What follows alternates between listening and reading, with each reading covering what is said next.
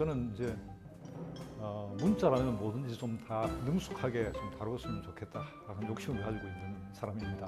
나가서는 문자 기술자다 이렇게 저를 소개하고 있습니다.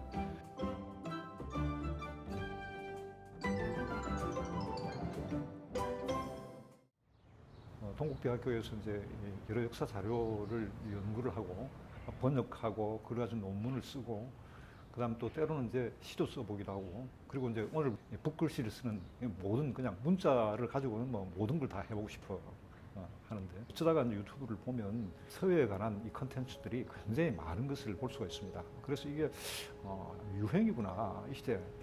왜 이렇게 많은 사람들이 서예에 대해서 관심을 가질까? 제가 그동안 가지고 있었던 그런 경험을 바탕으로 해서 그걸 좀 알려드림으로 해서 그들에게 좀 도움이 될 수 있을까 해서 왔습니다.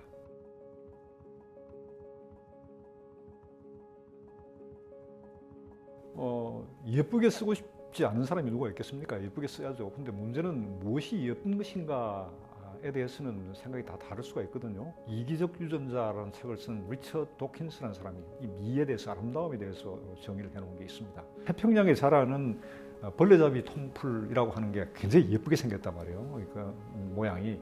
근데 이것이 왜 예쁠까를 이 양반이 관찰하고 연구를 해보니까 결국은 에너지 관점에서 사고를 하게 됐다. 에너지.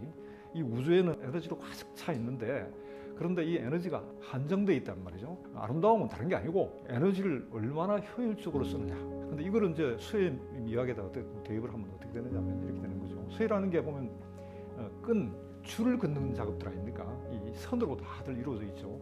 근데 이 선이라는 게 보면 꽤 무겁습니다. 길고 이 처리하기도 좀 거북하고 가볍게 약간 효율적으로 그리고 한목적으로 그 위치에 제대로 놓기 위해서는 이 선을 자를 필요가 있어요. 그래서 아주 미분을 해서 막 잘라버리면 뭐가 나오면 점이 나온단 말이죠. 도형상으로 보면 위치만 있고 무게가 없는 거 실제로 그런 게 존재하지 않지만 지금 점을 찍잖아요.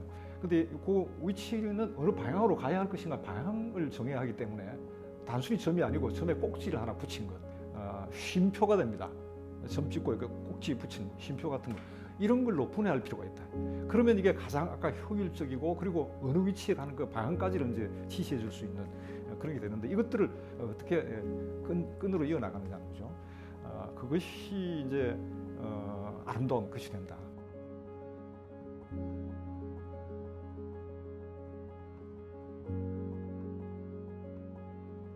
그러니까 뭐 산만함이라고 하는 얘기가 거의 지금 질문의 핵심인데 서야하면은 정서가 순화되느냐? 그런데 보내놓고 나니까 제대로 순화도 안 되고 오히려 산만해지더라. 현대는 뭐 알파고의 시대다 이렇게 얘기하죠. 그 인간이 오랫동안 긴 역사를 통해서 고투하면서 뭘 만들어내려고 했냐면은 자기를 닮은 기계를 만들어냅니다. 신이 인간을 만들었듯이 인간이 신이 된 거죠. 근데 인간이 신이 돼서 일이 끝났냐 하면 기계 자체가 무상이 되어서 그 기계와의 싸움이 마지막 싸움이에요. 이 기계를 만들 때까지 이 인간은 노동을 통해서 그 기계를 만들었는데 그 노동은 세 가지 요소로 구성되어 있습니다. 첫째 하나는 두뇌이고 하나는 근육이고 마지막이 신경조직인데 정신노동과 육체노동, 두뇌와 근육을 사용해서 그 분할을 통해서 끊임없이 경험들을 축적하고 그 만들어낸 경험의 축적의 결과가 지금 오늘날의 알파고입니다. 근데 그렇게 하면서 이것이 우상화되어 버리고 노동의 마지막 요소인 신경 자체가 쇠약해지고 마비되는 현상으로 갔다는 거죠. 그런 논리적인 이유가 아니더라도 부모님들은 애들은 그 서예학원에 보내는데 가면은 왜 이게 자꾸 산만해지느냐? 이유는 뭐냐면은 이 신경 안정을 시키지 않고 신경을 오히려 더 이제 옥죄하는 거죠. 그 틀에 집어넣으려고 하고 이러니까 누가 하겠습니까? 그래서 어떻게 해야 하느냐? 풀어줘야 한다는 거죠. 그리고 이제 그 매뉴얼은 아주 단순해야 한다는 거죠. 복잡한 거 가지고 틀 속에 넣어서 이렇게 저렇게 하라 그러면 그 뭐 따라오지는 않을 뿐만 아니라 오히려 더 신경 쓰이게 더 빠지게 되겠죠. 아까 얘기한 그 무엇이 아름다움인가 원리 이 바탕을 두고 가장 단순한 어떤 매뉴얼을 가지고 애들에게 자유롭게 맡겨줘야 하는 그럴 필요가 있다 이렇게 생각합니다.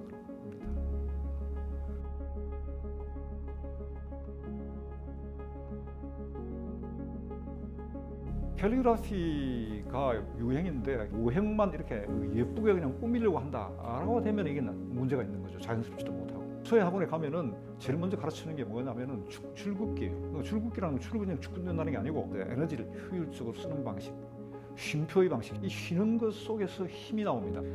힘은 이제 어디서 길러지는가에 대한 설명이 필요한데 글씨를 쓰는 것은 칼을 쓰는 것과 같다.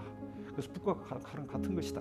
칼이 바깥에 날이 드러나 있어서는 파리 한 마리도 못 잡는다. 칼이라는 것은 항상 칼집 속에 들어있어야 한다. 그리고 이제 이 목표물을 발견하면은 그 순간 정광석화처럼 칼을 빼서 찌르고 그리고는 다시 칼 속에 칼집에 집어넣어야 한다. 이 숨김이다. 숨김 자체가 힘이라는 거죠. 드러내지 않고 바깥 드러내지 않고 안에 숨겨내는 것. 이게 힘의 원천이라는 겁니다. 줄긋기 한다는 것은 장봉이라는 용어를 씁니다. 장자는 감춘다, 숨긴다 이런 말이고 봉자는 끝입니다. 이 붓의 끝을 획 속에 숨긴다.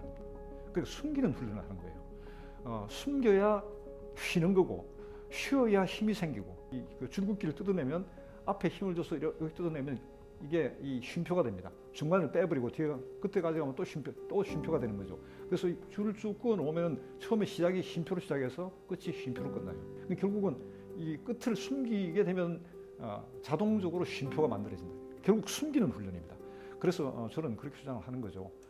서의 시작은 장봉이고 끝도 장봉이다. 예쁘게 쓴다 하는 것은 힘을 기른다는 거다. 그 길러진 힘을 어떻게 잘 조절하는가이다.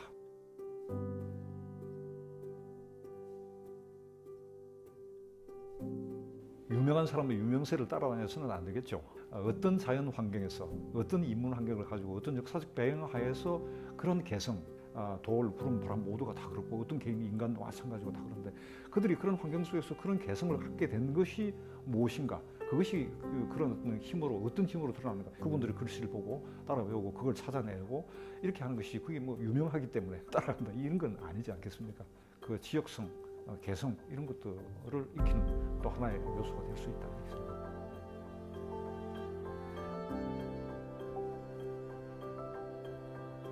오행 모양 이쁘게 꾸미는 것이 아니고 결국 그 힘이 어떻게 잘 조절되고 담겨 있고 자기 개성을 어떻게 드러내고 그냥 자연스럽게 나가는 하고 싶은 대로 그리고 자기 개성을 가지고 그리고 이제 예쁘게가 아니라 그냥 오행이 이렇게 아름답게가 아니라 그 힘을 주어서 그 힘을 주는 방법은 잘 숨겨서 잘 배분하고 잘 조절하고 그리고 자연스러운 맛이 있게 첫째 하나는 개성이 있어야 한다. 두 번째는 힘을 잘 조절해야 한다. 세 번째는 자연스러워야 한다. 이 세 가지가 그 심사의 기준이 될 수 있을 거라고 생각합니다.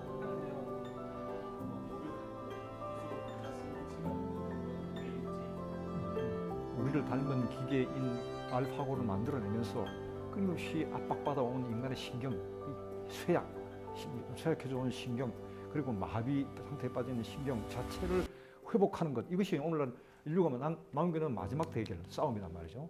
붓을 갈고 이거 하는 과정이 신경을 치유하는 과정. 무슨 말로 그러면 힐링 과정의 일종의. 근데 단순히 그냥 일을 하고 난 뒤에 쉬는 의미, 그런 쉬는 의미에서의 힐링이 아니고 그것 자체가 바로 생활의 신조가 되고 삶의 어떤 방식, 행위가 되는 것. 그런 것이죠. 쉼과 놀이, 일 자체가 다 하나가 되는, 쉼 자체가 바로 힘이 되는 그런 시대에 온 것이니까요.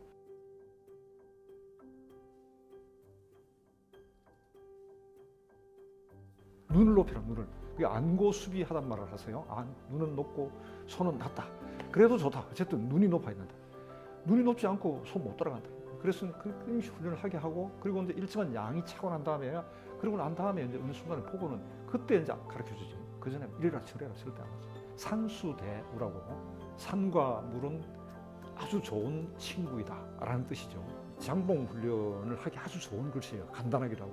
이미자 동백아가씨 1000번 부르면 동백아가씨의 달인이 된다는 거죠. 그 산수대우를 1000번 쓰라는 겁니다. 원리는 없습니다. 원리는 그밖에 없다는 거죠. 장봉밖에 없다는 거죠. 숨기는 힘을 기르는 일, 그 힘을 어떻게 조절하는 일, 그리고 또 이제 자기 개성을 위해서 끊임없이 이제 다르게 시도해보는 일. 이게 지겹지도 않습니다. 그래야 세상에 자기를 따라하는 삶을 존경하는 사람은 없다. 그런 말 하세요. 그러니까 내 따라하지 말라는 거죠. 근데 이 우리 선생한테 가서 글을 배우면 글씨를 보면 전부 우의체가 돼버려요. 선생이 획을 위로 돌리면 저는 아래로 돌리고, 그리고 왼쪽으로 돌리면 오른쪽으로 돌리고, 이렇게 계속 거꾸로 했죠. 그러니까 저 나름대로 제 개성들이 생겨나기 시작한 거죠.